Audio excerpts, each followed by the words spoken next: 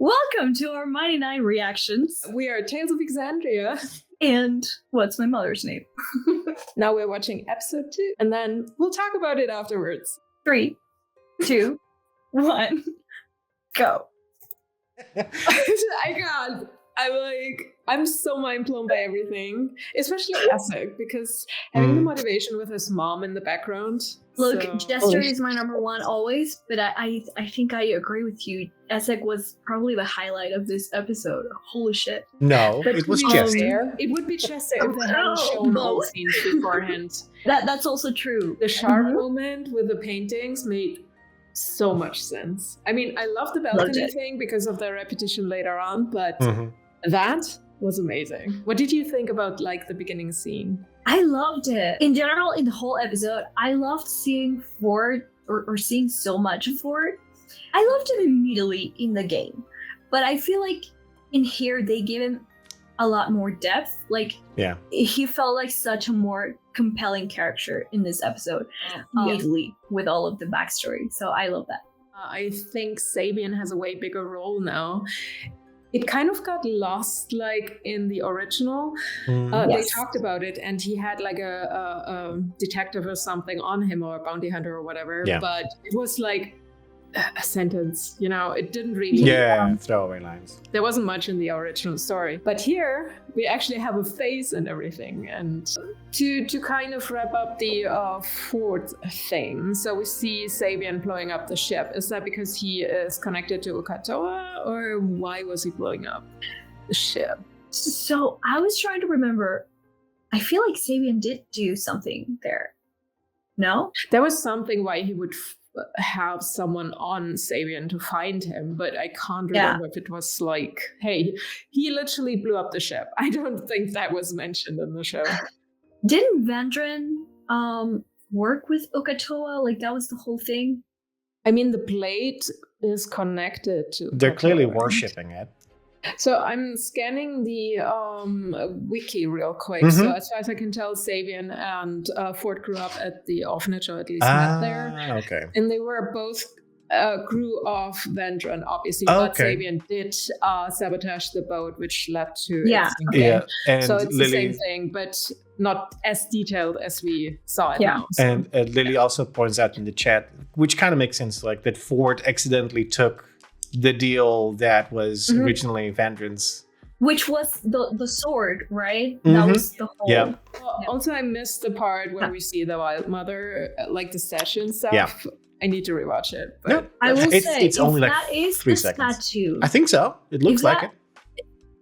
It looked too small to me. Well, I mean, it's also perspective. He's very small in the distance as he walks down. It's very clearly missing a cliff with a statue. So he literally is stranded in front of Nicodranas, yeah? Kinda, or at least nearby on the coastline at the very least. From the chat, I love the parallels between Ford and Nott's curiosity about magic. He's doing this now because he all of a sudden has magic and is fuck, Yeah. So that's why they're maybe let's go to a place where they can actually tell me what's happening. I like that we did get that though, his motivation to go to the academies. That's cool. I really liked the development that we got for Caleb and Nott's relationship. The little bits we've gotten, I feel like they really pushed it forward. Now they really feel like how they start off in the campaign to me. As closer friends already. Yes, and I loved seeing how they got there. That was something really cool to see. Also, that Nott actually showed the wanted poster and stuff like that, and we see the first element of Caleb teaching Nott the message spell. So it's gonna elevate Nott being able to do magic, which is really cute. Listen, a miniseries of Detective Nott. Yes, just Detective that kind of stuff. Chaos duo. I'm here for it. Yeah, exactly. Where did you get that from? Well, I bought it. Okay. That doesn't help me. They also mentioned the chastity nook. That means we're getting Tusklo. Yep. And when I saw them sleeping in the tent, I swear my whole mind was on this. In the gutter, I know. This feels like I've seen this film before. Yes. Just that we have Trauma Boy, and Trauma Boy doesn't think about Jester that way yet. Well, it's fine. Like, go for it. Oscar is actually helping her get to not Sedash. Where's she? That's what I was saying. She's going to Nicodranas. So it's kind of the the other way around. But that wasn't as clear in the game, and I feel like this time they weren't really hard on that reference. Yeah. Yes, I love it. Can we just talk about Chester's healing? Amazing. Again, I like how they've done the magical elements of things, where it's like it's very, very visually fun. And so distinctive for each character. It's great. When you see the pink hamster unicorn stuff, you know it's Chester, and everything that has like a liquid element to it, like an ocean element, is Ford, stuff like that. So it's or a greenish element to it, green yellow. Yeah. Also, please don't hurt our minotaurs. What the fuck? Yeah, that was crazy. Brutal. That was brutal. Don't step loot. No. What Lily said, that's what I pointed out earlier. There's the little trinket art thingy. Which is really crazy. Cute. Obviously perfect for Laura. Sure. I'm pretty sure in the drawings we will see more Easter eggs. Oh, yeah. The Traveler does know trinket, so... Yeah. Maybe he told Jester about it. Yeah. Also, we know that she already has Sprinkle. We haven't seen him yet, but he's in the painting. He's definitely alive. He's definitely healthy. Maybe she just dreams of him, and then she sees the actual. I don't know. We know how she got him in the actual game. Yes. Every time a mom shows up, I'm almost at tears because, like, Essex mom, it's like...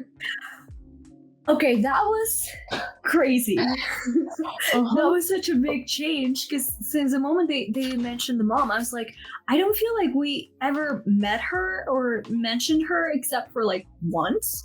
I really like that change, honestly. Same. I feel like it was mentioned in the game, like, hey, my family and whatever, like, they believe in, like, the whole, like, the resurrection and the religion around the Lexan, and Essex never was, which is also hinted by the Bright Queen. I feel like it's weird because knowing that his mom has lived many lives, I feel like he believes that the lives are there, but he just doesn't see it as something sacred or something. Oh, okay. Yeah, so like look forward. As in, it's not particularly like a religious aspect. It's more of a scientific, interesting, like from a this is a thing we could use for more than just what it's being used for. But I feel like one of the main motivation is to save his mom. Still, that is what is that seems clear from this that he's. But on the other hand, he's like, hey, science, also with the full structure and stuff like that. Oh my god. Well, I feel like it's gonna be about putting up a front. Like, yes, I'm interested in this, but also like I'm putting up the front that like I don't care about any of these things. Well, I really care. He knows what he floated into. He is being used as much as he is trying to use them. I'm not sure if you can really tell as a first-time viewer, because when he walks into that meeting with a full strucker and Trent, he literally drops and gets like really like cold and everything. In the show, Essex was very hardened until the mightynein softened him. In the series, he has this soft element, but he has to hide it because it's dangerous. Yes, exactly. Yes. Someone comes in, you don't actively open up, especially if you do shady shit, So we have a lot of things that are different. For example, Marion actually sends her daughter to the Pillow Drove, where she has a connection to, which they didn't before. I don't think so. Cool. Yeah.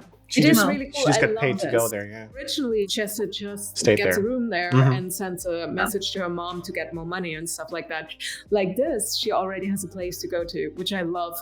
I hate that this probably means also that they're not sending a letter to Astrid. It's like, I love that scene so much. Wait, why though? Maybe they will. I feel like they're gonna run into the full strucker before. We'll see. That's true. We'll see. But who knows? Maybe. We have a couple of things. I wasn't expecting to see Nott and Caleb, but I appreciate it because you keep them in mind. Yeah. And everyone is coming to one place now. So we don't know that Bo is actually also going to the place where the circus, the carnival is, because she's only going to trust the mold. We will see that later, that the carnival is there, which should be episode 3. I mean, originally they talked about this for campaign 2 when they created the characters. They did it in a vacuum, sort of. They had so many secrets and stuff. Mm-hmm. And this works perfectly here because Bo is not going to tell them stuff. Like this time that I was rewatching, Caleb was crazy, distrustful of everybody, exaggerated, even more than I remember. We also see the amulet way earlier. We don't know that till later in the show. That was cool. Caleb and Nott feel a bit different, but I love the dynamic here, and I'm drawn to them. So I'm really curious how they all meet now, because that should happen in episode 3, I think. We haven't seen Molly yet, which is coming up now. The last thing I want to say, the meeting between Ruby and Ford happens way later. Also Jester saying this is Ford. I met him earlier. This is technically still true.